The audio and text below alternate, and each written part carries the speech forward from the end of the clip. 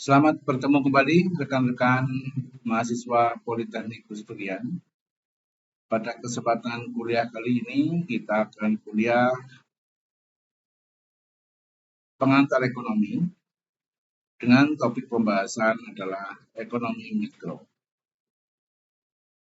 Baiklah, kita mulai perkuliahan kita.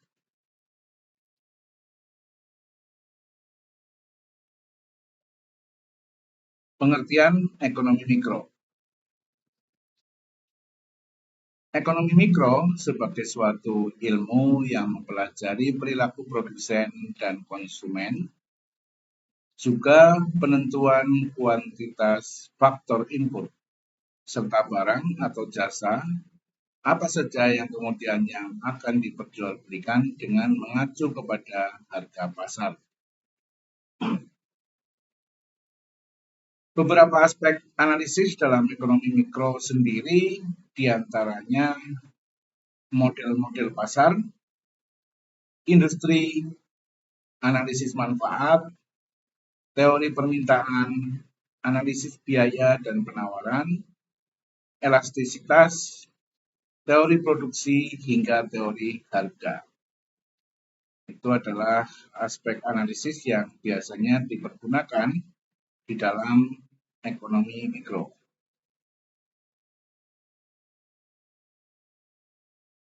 Adanya kebijakan dalam perusahaan juga dapat menjadikan perusahaan lebih strategis dan inovatif. Ekonomi mikro sangat berperan dalam memprediksi hingga merancang strategi suatu perusahaan ke depannya. Ekonomi mikro akan mempermudah suatu perusahaan dalam memahami perilaku, kemauan, dan kebutuhan konsumen.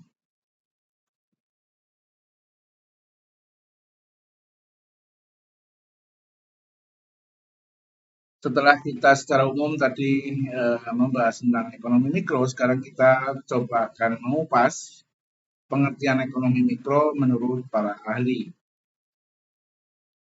Yang pertama, menurut Mary A. Merson dan William A. Swell, ekonomi mikro merupakan kajian terkait individu, rumah tangga, dan perusahaan pengambil keputusan dalam proses ekonomi.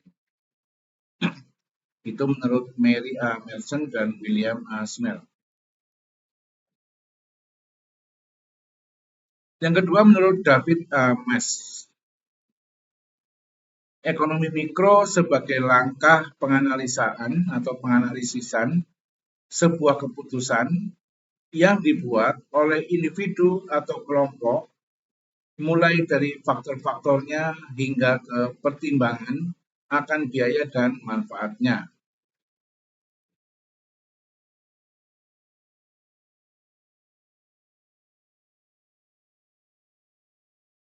Yang ketiga, menurut Adam Smith, melihat adanya berbagai pertimbangan rasional dalam pengambilan keputusan yang dipilih oleh pelaku ekonomi. Itu adalah pengertian ekonomi mikro menurut Adam Smith. Kemudian menurut N.G. Mancling atau N.G. Mancling, dalam bukunya ia menulis, pengertian ekonomi mikro adalah ilmu yang membahas tentang peran individu-individu pelaku ekonomi, bagaimana rumah tangga dan perusahaan membuat keputusan, serta bagaimana mereka berinteraksi di dalam pasar tertentu.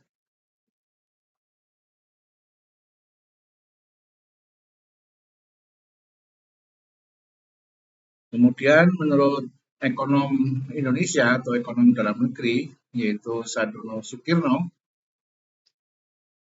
dalam buku Ekonomi Mikro Teori Pengantar, Sadono Sukirno menyatakan bahwa pengertian ekonomi mikro adalah cabang dari ilmu ekonomi yang mempelajari perilaku konsumen dan perusahaan serta penentuannya.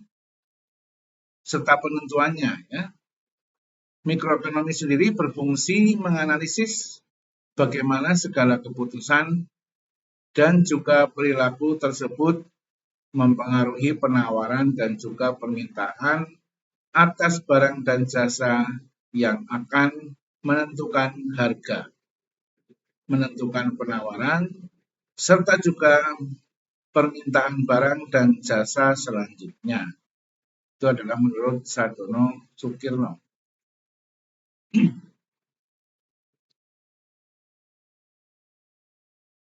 Yang keenam, menurut David Ricardo. Menurut David Ricardo, pengertian ekonomi mikro ini ialah suatu kondisi yang mana para pelaku ekonomi sudah mempunyai informasi mengenai seluk-beluk sebuah pasar.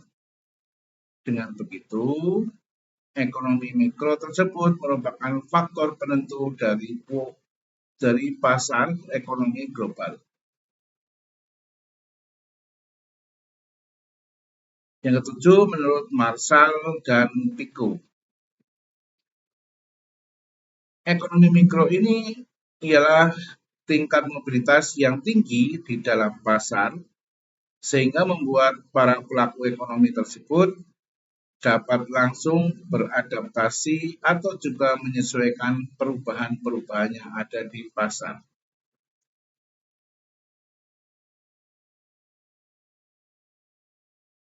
Jadi menurut para ahli itu berbeda-beda, banyak sekali pendapat, namun kita akan bisa menyimpulkan bahwa ekonomi mikro adalah membahas tentang kerumah tanggaan, baik individu maupun perusahaan, ataupun kondisi internal perusahaan maupun individu pelaku ekonomi.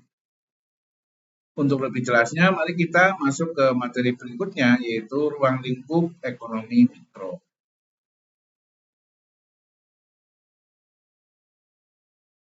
Ekonomi mikro sendiri memiliki ruang lingkup yang luas, seperti yang dibahas pada buku Ekonomi Mikro oleh Dr. Habahrudin Syaroni, SEMM, kemudian Novelia SSEMM, dan Edi Junaidi SEMM. Ruang lingkup ekonomi mikro sendiri mempelajari seputar hal-hal yang melingkupi perilaku konsumen dan pasar di sektor individu atau perusahaan. Seperti yang tadi saya sampaikan ya. Konsumen dan produsen sendiri merupakan individu pada setiap rumah tangga, organisasi, masyarakat, dan perusahaan. Ketahui apa saja ruang lingkup pada ekonomi mikro. Berikut ini beberapa di antaranya.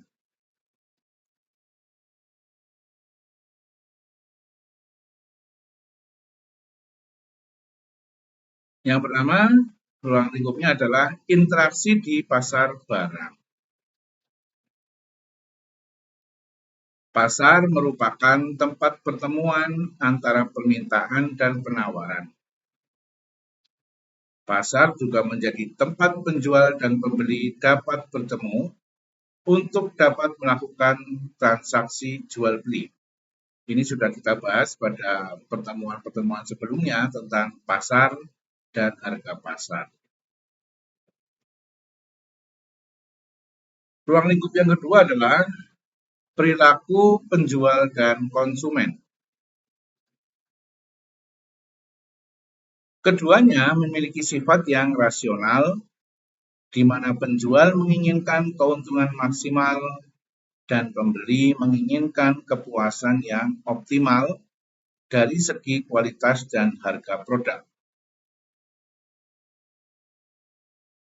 Dalam menganalisis perilaku antara penjual dan pembeli, ada 3 asumsi yang dapat diperhatikan, yaitu aktivitas ekonomi antara penjual dan pembeli terjadi secara terbuka dan rasional.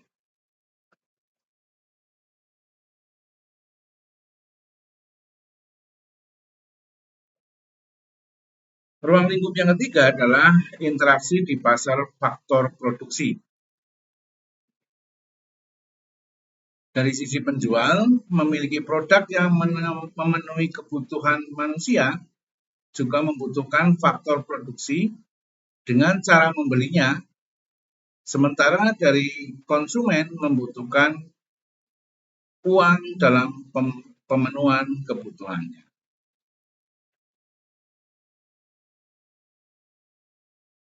Ruang lingkup yang keempat, teori nilai guna. Mempelajari bagaimana suatu barang menghasilkan kegunaan atau kepuasan pada konsumen yang membeli atau mempergunakan barang produksi tersebut. Itu adalah teori nilai guna.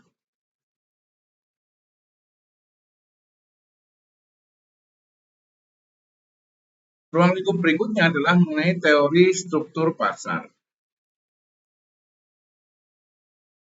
Menjelaskan penggolongan pasar berdasarkan pada jumlah perusahaan, karakteristik atau jenis produk, serta kemudahan perusahaan atau produsen untuk masuk dan keluar dari suatu pasar.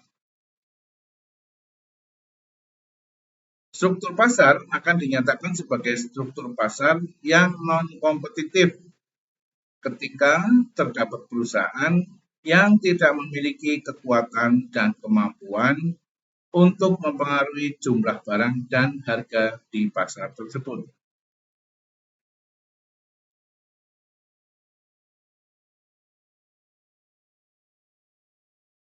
Sebaliknya, jika perusahaan memiliki kekuatan atau kemampuan untuk mempengaruhi jumlah barang yang beredar atau harga barang yang ada di pasar, maka struktur pasar tersebut dikatakan sebagai struktur pasar yang kompetitif. Selanjutnya, ruang lingkup ekonomi mikro yang keenam adalah elastisitas harga. Mempelajari bagaimana harga-harga suatu barang maupun jasa terbentuk di pasar, harga ini dipengaruhi oleh seberapa banyaknya jumlah permintaan. Kita sudah bicara mengenai teori harga ini di pertemuan berikutnya yang berjudul harga pasar.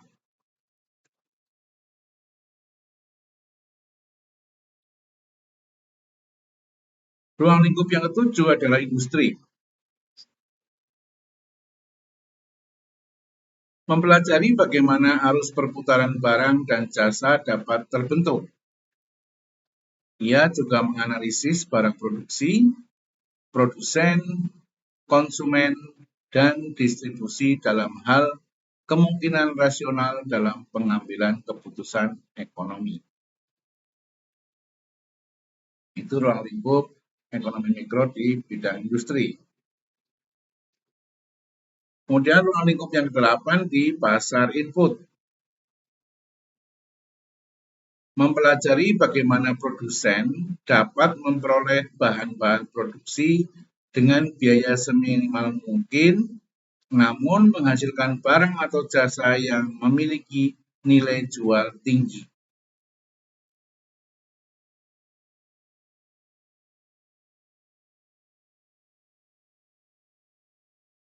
Setelah kita tadi membahas mengenai ruang lingkup, sekarang kita akan membahas lebih jauh mengenai teori ekonomi mikro itu sendiri. Kajian ekonomi mikro bertujuan menganalisis kegagalan suatu keputusan ekonomi, memunculkan analisis rasional, serta memunculkan hasil analisis secara teoritis yang memungkinkan pasar persaingan sempurna. Jadi idaman para pelaku ekonomi di negara yang menganut pasar bebas seperti Indonesia adalah terciptanya pasar persaingan sempurna. Meskipun secara praktek ini sulit untuk dicapai. Perilaku ini berguna dalam menganalisis pengaruhnya terhadap permintaan dan penawaran produk, barang, maupun jasa. Penentuan harga serta penentuan jumlah penawaran dan permintaan selanjutnya.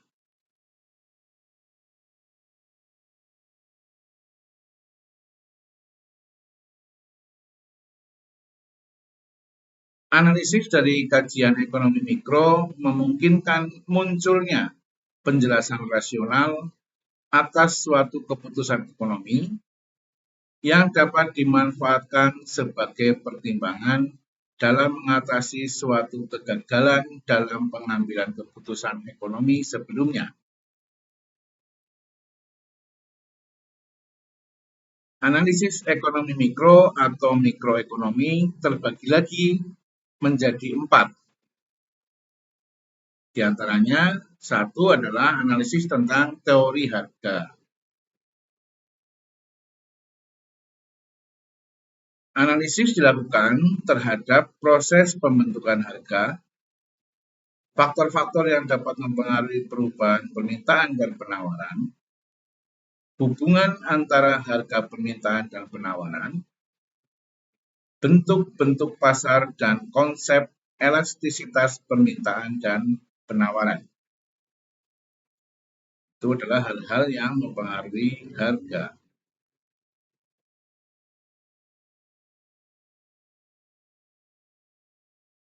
Teori harga sendiri menjelaskan tentang harga keseimbangan antara penjual dan pembeli, di mana keduanya melakukan proses tawar-menawar hingga tercapai suatu kesepakatan pada tingkat harga tertentu.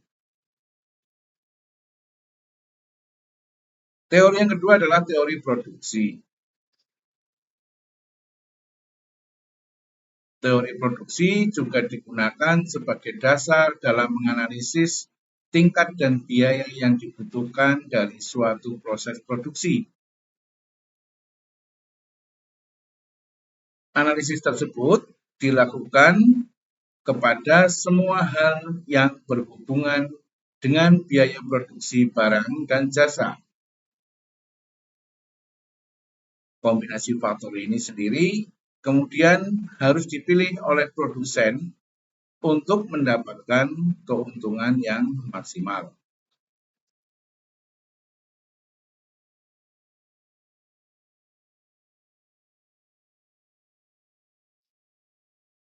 Teori yang ketiga dalam ekonomi mikro adalah teori distribusi. Teori distribusi dilakukan dengan tujuan menganalisis upah tenaga kerja, keuntungan serta besarnya bunga yang harus dibayarkan kepada para pemilik modal. Teori distribusi sebagai aktivitas penyaluran produk dari produsen kepada konsumen, ya, konsumen akhir dalam hal ini, melalui beberapa saluran distribusi. Teori ini sebagai bahan pertimbangan waktu pemesanan, ketahanan produk, dan jarak antara produsen dan konsumen. Distribusi sendiri bukan hanya tentang menyalurkan suatu produk dari produsen ke konsumen, tetapi juga promosi dan pengemasan produk.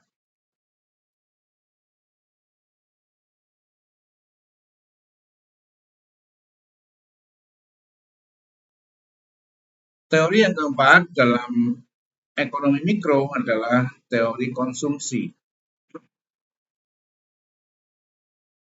Teori konsumsi adalah teori yang mengacu kepada perilaku beragam konsumen dalam konteks memenuhi kebutuhannya. Kurva permintaan pasar sebagai tujuan dari kurva permintaan individual customer demand dan penurunan kurva ini sendiri didapat melalui pendekatan teori konsumsi. Subjek bahasan yang dapat dipelajari dalam teori konsumsi ini secara umum adalah konsep utility atau kegunaan, hubungan kegunaan barang dan jumlah barang, perilaku konsumen atau consumer behavior, syarat tercapainya kepuasan atau kegunaan maksimum, marginal utility, dan kurva indifferent. Ini masih teoritis ya, nanti di pembahasan pada kuliah berikutnya kita akan praktek untuk memahami konsep ini. Setelah teori-teori yang dipakai atau umumnya dipergunakan sebagai alat analisis di dalam ekonomi mikro, kita akan masuk ke contoh ya, contoh kebijakan ekonomi mikro yang real yang bisa kita temui dalam kehidupan nyata. Ekonomi mikro dapat dijadikan dasar dalam merumuskan kebijakan perusahaan terkait harga dan upah dalam pengelolaan sumber daya. Ekonomi mikro juga mempermudah perusahaan dalam mempelajari interaksi pasar dan membentuk kebijakan perusahaan yang inovatif dan strategis berdasarkan kebijakan pemerintah. Ekonomi mikro juga berguna dalam menyusun prediksi. Dengan adanya ekonomi mikro, perusahaan kemudian dapat menyusun strategi atau prediksi ke depannya.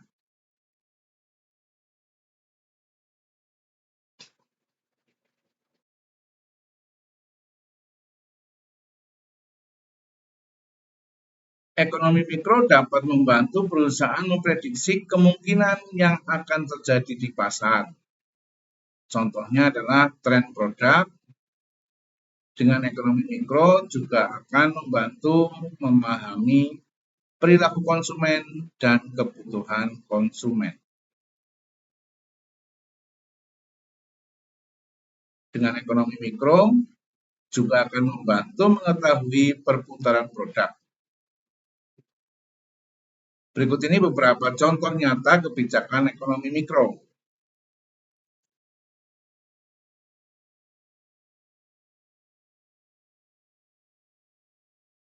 Yang pertama adalah kebijakan harga terendah. Kebijakan harga terendah diterapkan ketika dalam kondisi jumlah penawaran lebih besar dari jumlah permintaan, sehingga menyebabkan penumpukan produk dan tidak semua masyarakat akan membeli produk tersebut, sehingga kemudian produk dijual dengan harga yang semurah-murahnya. Di sini pemerintah berperan dalam menetapkan batas minimal harga produk, sehingga produsen terlindungi.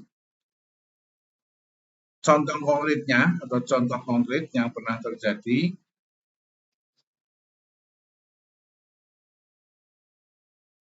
pada analisis permintaan dan penawaran cabai merah di Provinsi Sumatera Utara.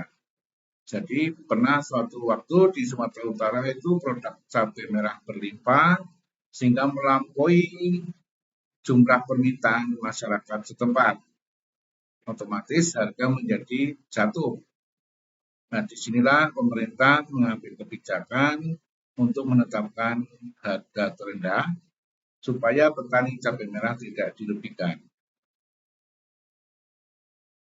Kasus yang kedua adalah analisis kepuasan konsumen terhadap kualitas pelayanan dan harga produk pada supermarket dengan menggunakan metode Importance Performance Analysis. Kemudian analisis faktor-faktor produksi yang mempengaruhi produksi kopi Robusta di Kecamatan Sumowono, Kabupaten Semarang. Ini juga pernah terjadi. Kemudian penelitian berikutnya adalah mengenai analisis pendapatan usaha pengrajin gula aren di Desa Tuloa, Kecamatan Bulonga, ya, Bulonga Utara, Kabupaten Bone Balongo. Ini di daerah Sulawesi.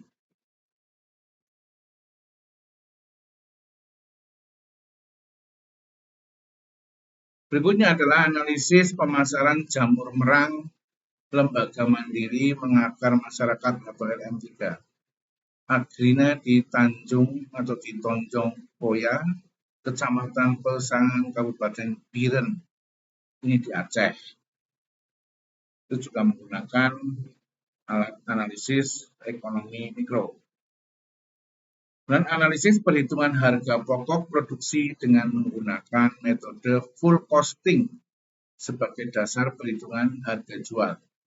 Ini studi kasus pada Kertinas Home Industry. Kemudian kebijakan ekonomi mikro yang pernah diuji juga yaitu analisis struktur pasar industri karet dan barang karet periode tahun 2009 ini untuk skala nasional. Jadi itu adalah contoh-contoh kebijakan ekonomi mikro yang dipakai sebagai alat analisis di berbagai kondisi pasar dan perekonomian di Indonesia. Dan ini semua pernah dijalankan.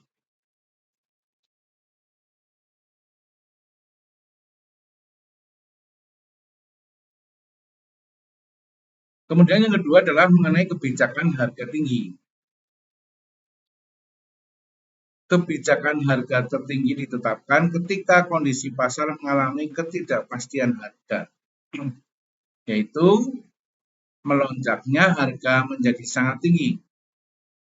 Ini kebalikan tadi ya, kebalikan dari kebijakan harga terendah.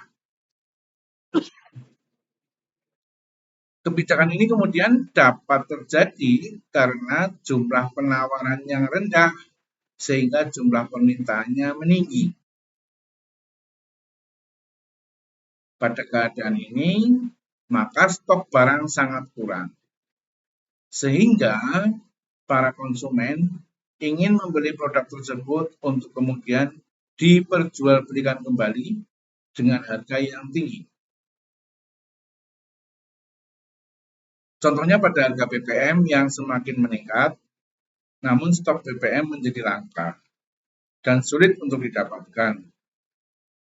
Pemerintah berperan untuk menetapkan harga maksimum karena permintaan konsumen melonjak.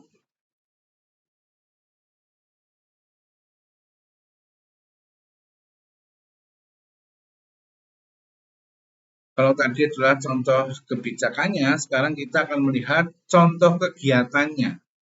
Contoh kegiatan ekonomi mikro. Pada dasarnya, untuk memahami ekonomi mikro lebih jauh, maka kita perlu mengetahui contoh kegiatan ekonomi mikro. Yaitu yang pertama adalah permintaan. Permintaan adalah jumlah dari suatu barang serta jasa yang diminta oleh pembeli dan mampu untuk dibelinya pada tingkatan waktu dan harga tertentu. Teori permintaan dan penawaran sudah pernah kita bahas sebelumnya di kuliah kita sebelum ini. Pada saat harga barang dan jasa yang harganya terus meningkat, maka permintaan barang dan jasa akan semakin berkurang. Namun, ketika harga barang dan jasa mengalami penurunan, maka permintaan akan semakin meningkat.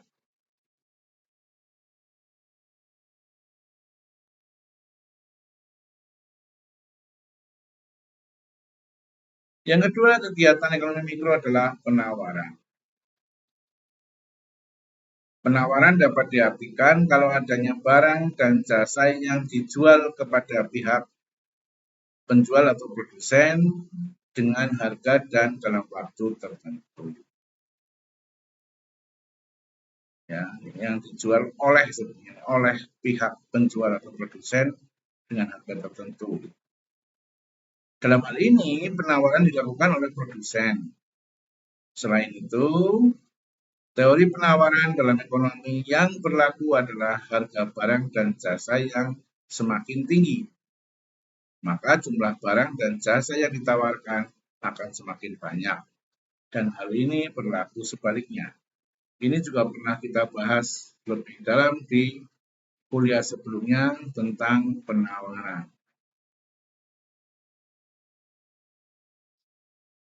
Kemudian kegiatan ekonomi yang ketiga, ekonomi mikro yang ketiga adalah harga. Contoh ekonomi mikro berikutnya adalah harga yang memiliki fungsi sebagai alat ukur dari suatu barang dan jasa. Dalam menentukan harga, biasanya akan ditentukan berdasarkan biaya produksi, kurva permintaan, dan kondisi perekonomian. Kemudian, contoh yang keempat adalah pasar. Pasar adalah sebuah tempat yang di dalamnya terdiri penjual dan pembeli yang saling bertemu untuk melakukan transaksi ekonomi. Ini juga sudah pernah kita bahas dalam pembahasan khusus di kuliah sebelumnya tentang pasar. Akan tetapi, pengertian pasar tidak harus transaksi jual beli yang dilakukan di suatu tempat saja, tetapi bisa juga dilakukan secara online atau abstrak. Ya, waktu itu kita bedakan sebagai pasar abstrak.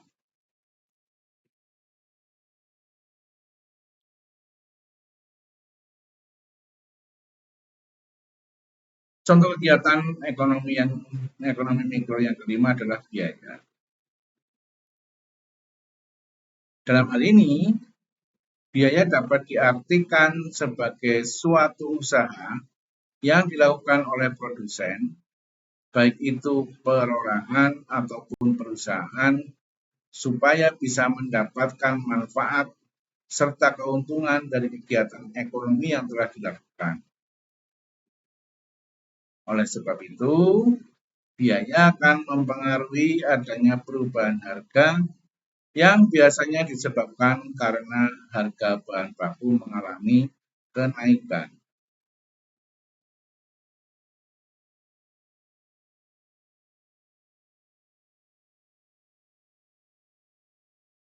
Contoh berikutnya adalah perilaku konsumen dan produsen.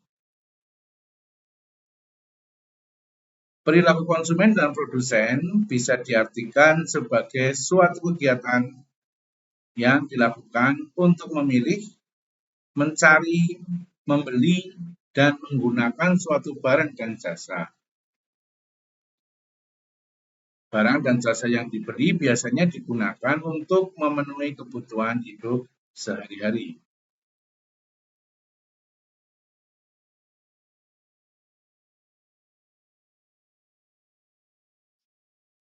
Kemudian di pembahasan berikutnya adalah kita akan melihat bagaimana ekonomi mikro dan makro mempengaruhi jalannya bisnis. Yang pertama adalah hukum penawaran dan permintaan. Ini semua sudah kita bahas ya di kuliah-kuliah sebelumnya. Suatu bisnis memperoleh keuntungan dengan berupaya memahami pola perilaku konsumennya. Ia mengamati interaksi antara produsen dan pembeli atau konsumen. Hal-hal yang mempengaruhi permintaan sendiri diantaranya adalah harga barang, pendapatan konsumen, tingkat kebutuhan, serta minat konsumen atau selera konsumen.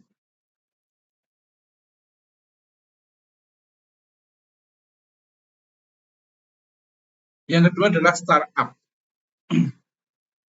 Startup sebagai perusahaan baru yang berada dalam tahap penelitian serta pengembangan untuk menemukan segmentasi pasar yang tepat.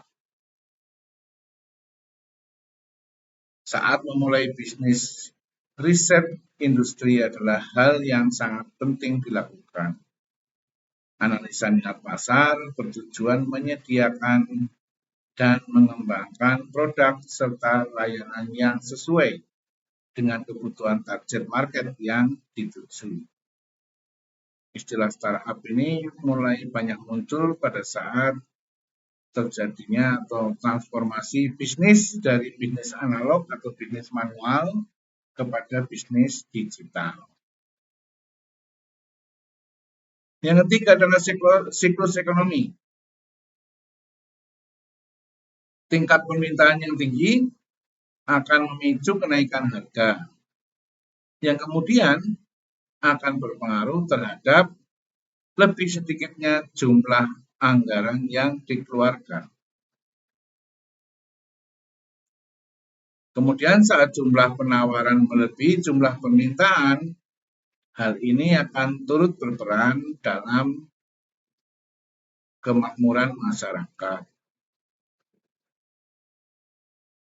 Siklus ekonomi merupakan gelombang naik turunnya suatu aktivitas ekonomi yang terdiri atas 4 elemen.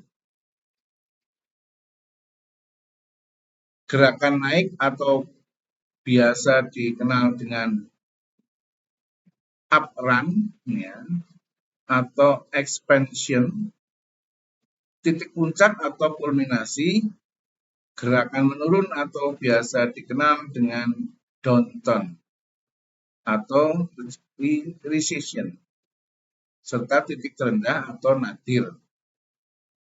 Kalau titik tertinggi adalah kulminasi.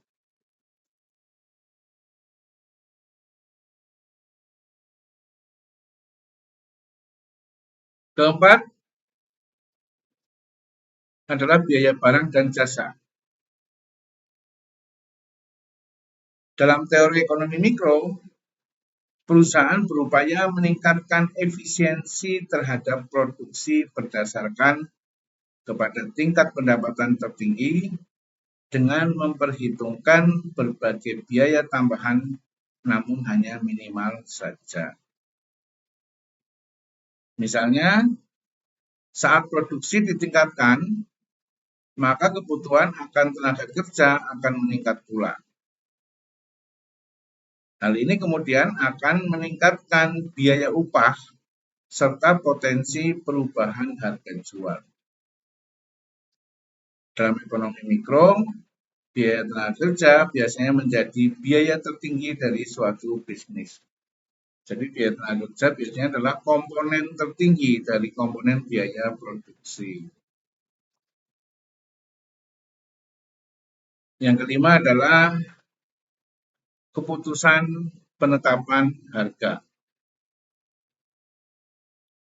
Dalam ekonomi mikro terdapat harga keseimbangan atau harga yang terbentuk pada titik pertemuan antara kurva penawaran dan permintaan.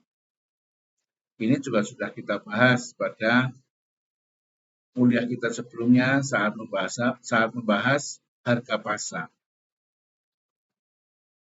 Harga produk dan layanan ini kemudian akan berdampak terhadap banyak atau sedikitnya jumlah konsumen. Misalnya, saat menetapkan harga di atas rata-rata, bukan berarti keuntungannya lebih besar, karena lebih sedikit orang yang akan membeli. Harga produk harus sesuai dengan anggaran konsumen, sesuai dengan target pasar yang telah ditentukan. Jadi kita tidak bisa menetapkan harga semau kita, karena kemampuan konsumen itu juga terbatas.